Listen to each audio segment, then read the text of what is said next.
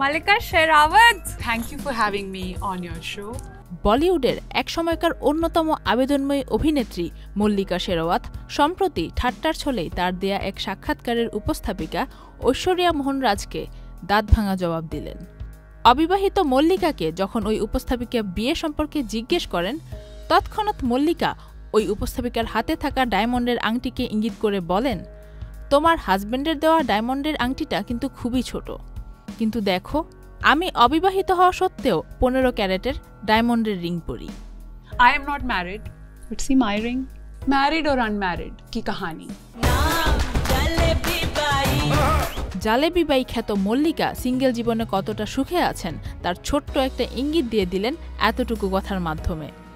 তার সেই 15 ক্যারেটের ডায়মন্ড রিং দিয়ে তিনি বুঝিয়ে দিলেন যে তিনি একজন সেলফ মেড উইমেন।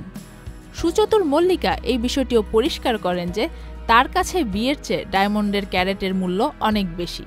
মল্লিকার এই ধরনের উত্তরে একটু বিব্রত বোধ করেন সেই উপস্থাপিকা, কিন্তু পরবর্তীতে অট্টহাসির মাধ্যমে সেই পরিস্থিতি সামাল দিয়ে নেন দুজনেই।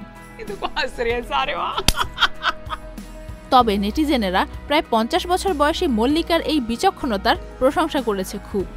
তাদের ভাষ্যমতে কারো ব্যক্তি জীবনে বেশি নাক গলানো বা কেউ বিয়ে করছে কি করছে না এসব প্রশ্নের জবাব এভাবে ঠাট্টা এবং সাহসিকতার সাথে সামাল দেয়া বেশ প্রশংসনীয় একটা কাজ। लेकिन आपकी पेंटिंग देखकर I'm your fan now. Bye. Faria Ahmed, channel I.